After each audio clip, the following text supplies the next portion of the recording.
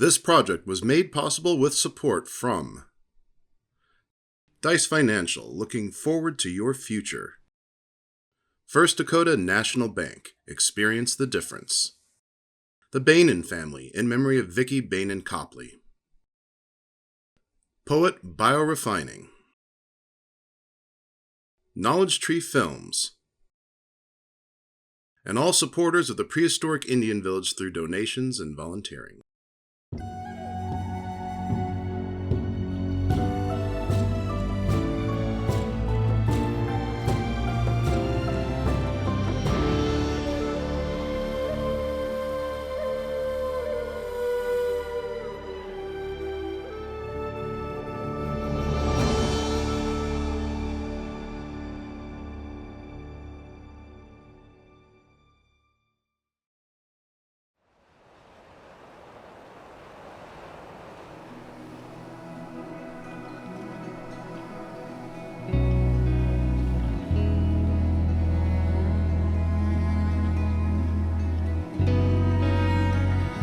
The vast Midwestern plains of North America stretch for 2,000 miles.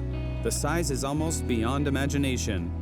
The landscape is diverse. Vast plains, farmland, rolling hills, mountains, lakes, and rivers. Millions live here in big cities and small towns. Thousands of years ago, grasslands stretched across the horizon, and millions of bison called the plains home. Native Americans were here also, as they have been for many thousands of years. There's evidence of humans hunting mammoths as long as 13,000 years ago. There is an entire history of native tribes and cultures who once occupied the North American continent. Most of it has been lost. It's very rare that we find a site so preserved as this one. This is the Prehistoric Indian Village Museum, located in the modern-day city of Mitchell, South Dakota.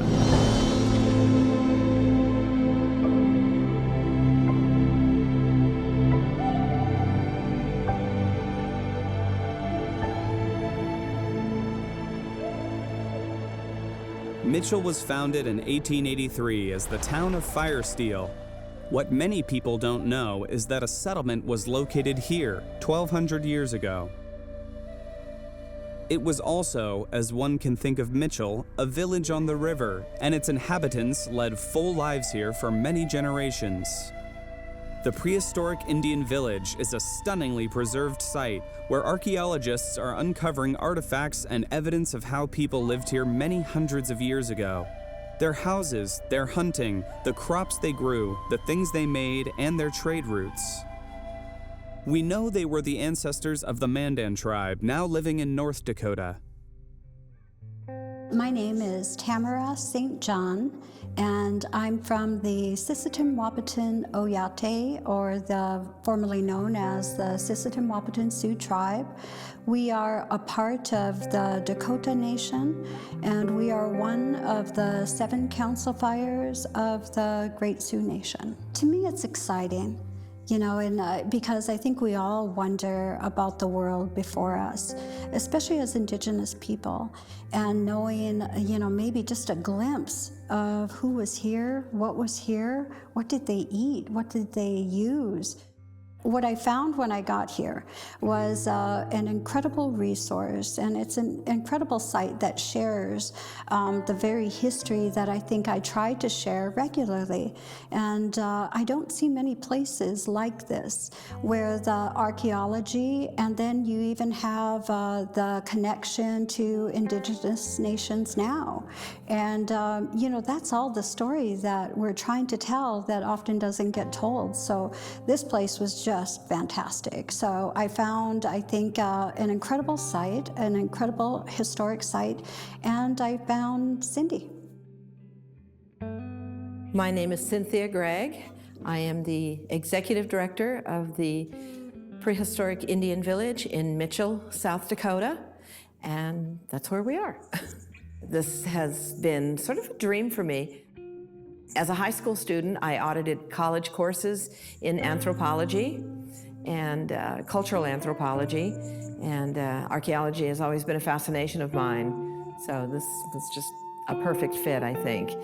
Even though I had absolutely no background in fundraising or writing grants, it turns out that just might be my superpower. One of Cynthia's main areas of interest is to show museum visitors the richness of history found here, but in a human context. My mantra, if you will, has always been that Native American history does not begin in 1492, that we are teaching people the story of the first people. We are sharing not only their story, but how they lived, what they did, and just how amazing they were, how sophisticated they were, how perfectly adapted to this environment.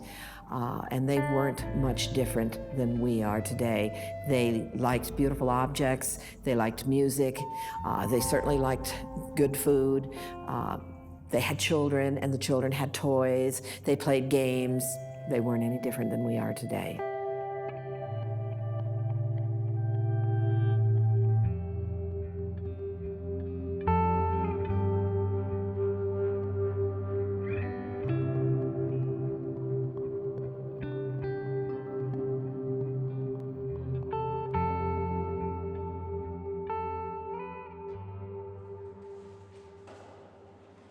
Yeah, I'm a emeritus professor from Augustana University. My name is Adrian Hannes, and my affiliation with the Mitchell site goes back to 1983.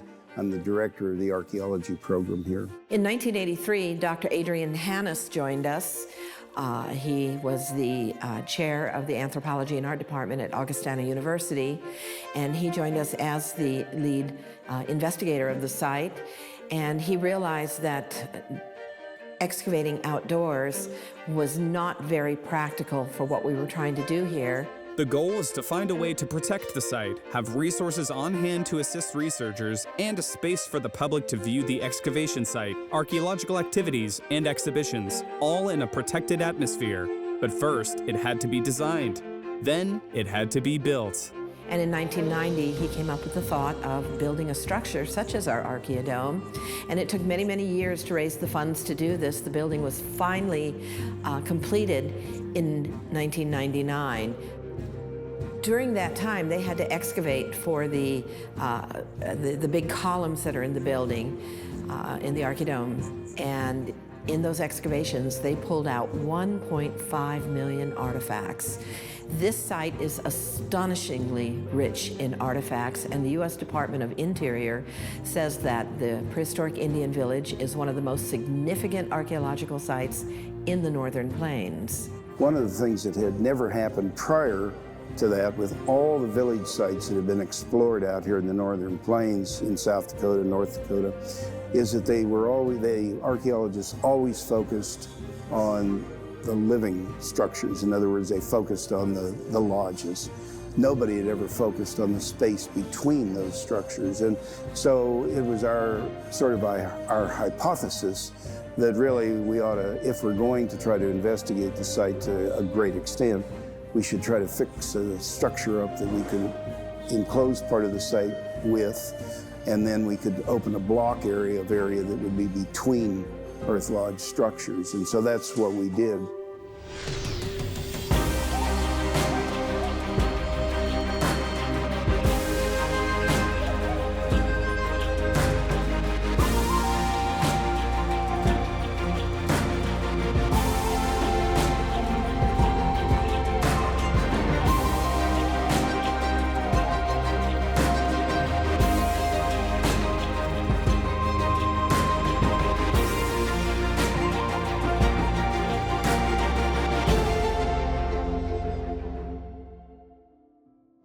I'm Professor Alan Outram, and I'm Professor of Archaeological Science at the University of Exeter, and I particularly specialise in the study of animal bones in the past. I think what we've managed to do here is, which hasn't been done previously, is understand the spatial relationships on these sites. And this dome allows us to do that, because you can't put a large area across between houses if it's subject to the South Dakota weather.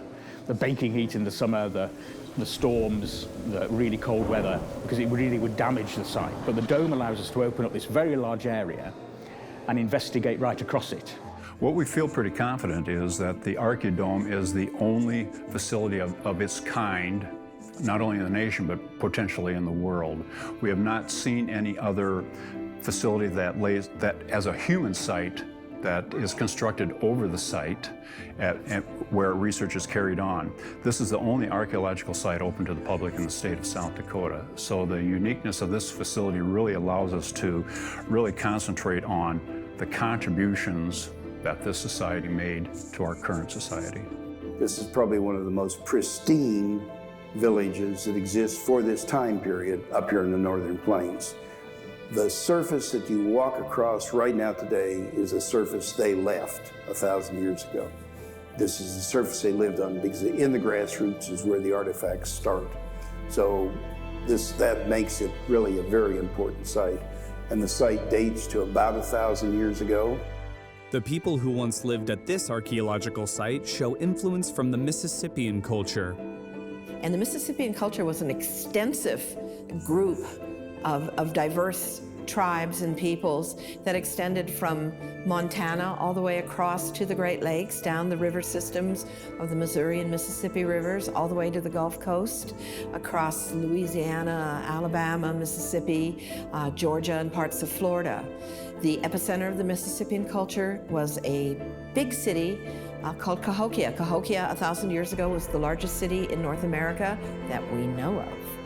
This village was connected by trade routes to other settlements, including one of the largest documented settlements in North America at the time, Cahokia. It was bigger than London was 1,000 years ago. And 1,000 years ago, Westminster Abbey was built in London, yet Cahokia was much, much bigger. So there was a great deal of trade going on.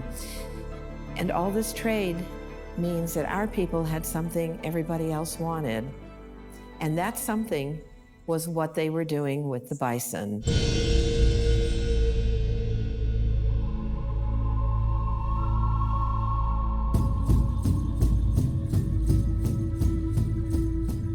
In the past, there were millions of bison on these plains, so they were a very, very common animal.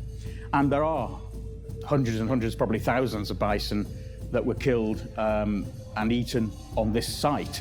But actually, it would have made a tiny, tiny dent into the huge populations that existed in the past.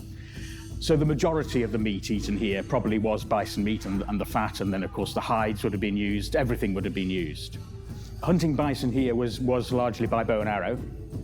We have a lot of arrowheads here, but the very small ones, they're often no bigger than this, really quite tiny arrows, but we do find a very large number of them. The bison was a walking hardware store for the Indians. The reason I've suggested for sure that there is some almost industrial complex here going on is that the numbers of bison that have been procured here and the fact that there was extensive activity in producing bone grease, which as a product could then be mixed with dried meat and produce something that today we call pemmican. A very useful prairie food, but one which is also tradable long distance. During my PhD, I did a lot of work on how people exploited the fat from animals in the past. And fat was a much more important subject in the past. Now we denigrate it as a food that's bad for us, but in the past it was a massive source of calories that people really sought after, very deliberately.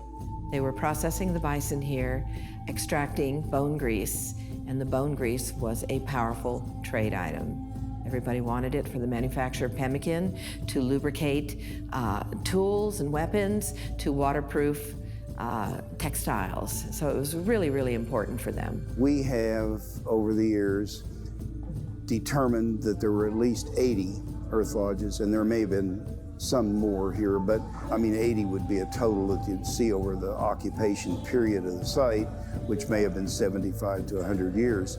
It would seem that the life expectancy of one of these lodges probably didn't, up in this northern clime, probably didn't exceed 12 to 15 years. The museum itself has a reproduction or reconstruction of one of the 70 to 80 lodges that once sat on this site. It's a full-size reconstruction that visitors can walk through. Contrary to what many people think, they did not live in teepees. Teepees are a modern convenience.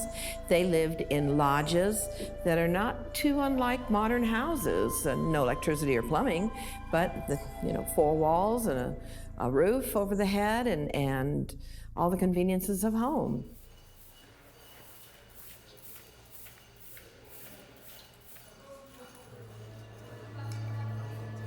So if we're going to define archaeology, it's perhaps first best to define what history is.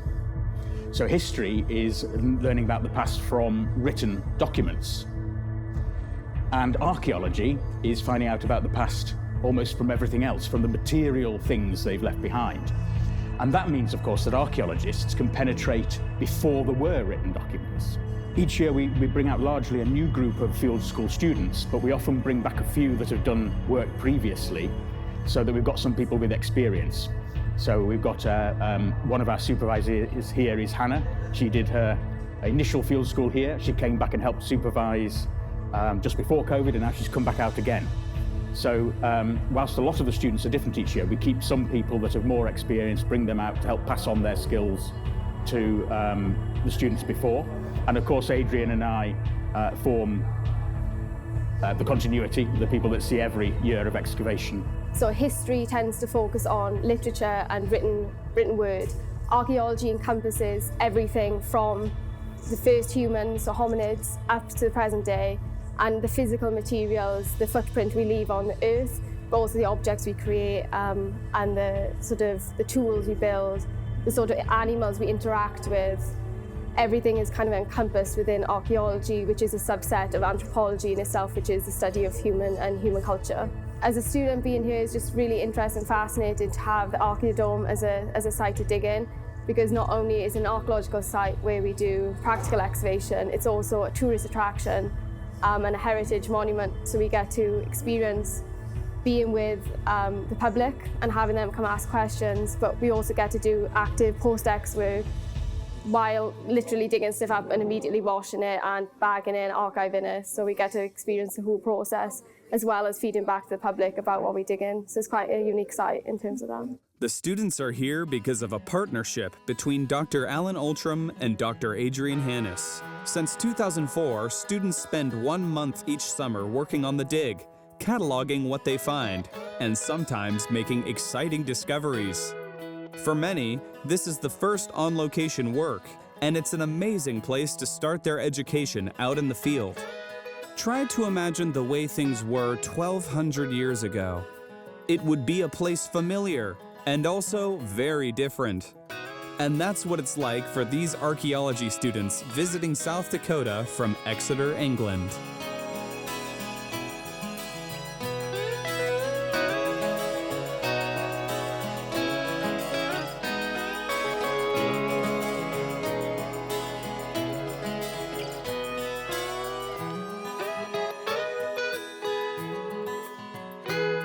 I'm into like the old West stuff and those types of films, so seeing all of this is really cool and definitely something that I didn't think I'd be doing when I've been out here. Okay, so the overall experience for me is that South Dakota at least is extreme in the weather and the nature and just the overall, natural beauty of it. Just like looking around this field, you wouldn't find this in Exeter, so. And working in the village is very awe-inspiring in a sense, just being surrounded with all that history that's been waiting so long to be unearthed. It's really interesting actually being able to put all the things we've learned into practice and kind of seeing things for real and trying to imagine what it was like back then for the people, whilst also kind of digging up in real time. So it's something that I've not experienced before because this is my first archaeological dig, but the hole that we're digging, we've got a huge bison skull, and seeing that, and it's going to come out soon, it's amazing knowing that you're seeing something as well that no one has seen for, I think it's about 1,000 years. So it really is crazy. Our filming crew was very fortunate to be here when an exciting discovery was made. The archaeology students unearthed the skull of a bison, a direct link to this location and its importance as a center for processing bison and the trade connected to that.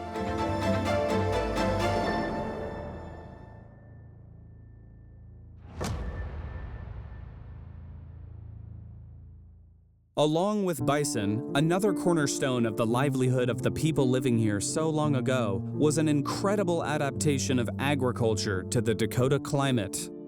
They were pioneering groups coming in, introducing a form of agriculture into the area, bringing with them corn, squash, beans, sunflowers.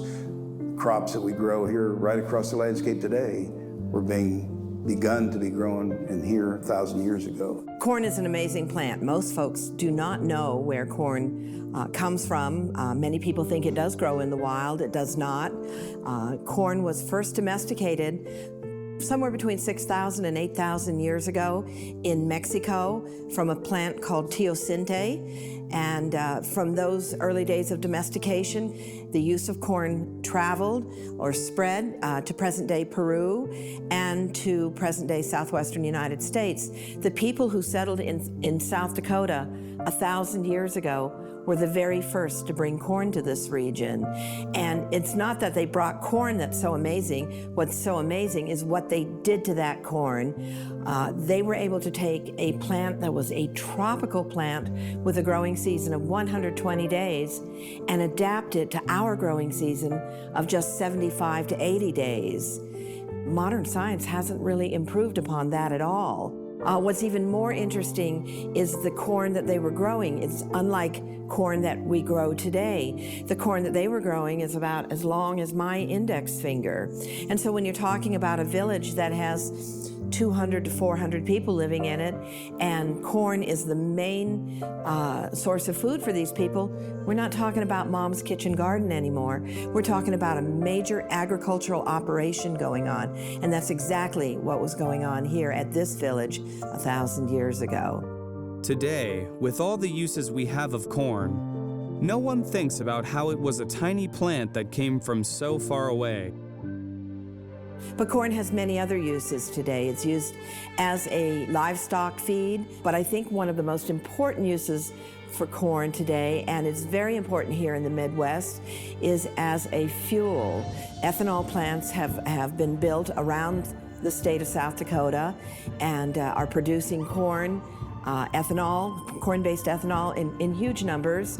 A lot of it is shipped overseas today, but a lot of it is being used here in South Dakota and everywhere else in the United States.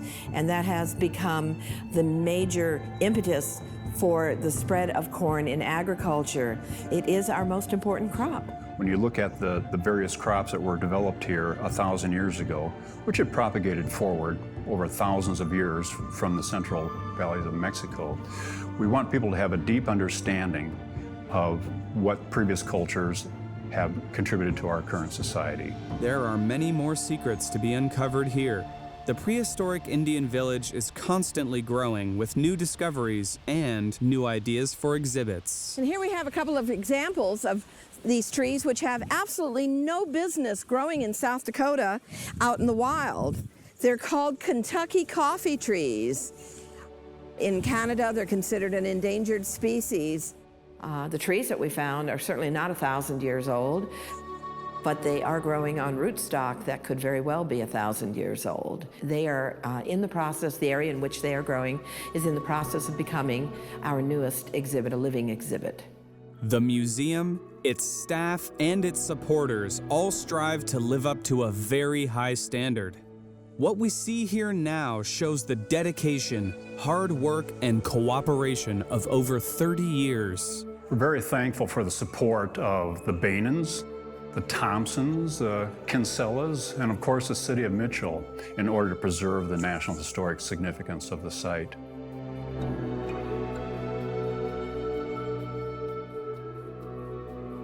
The passion that people here have is matched only by their professional dedication to creating and maintaining the best museum experience.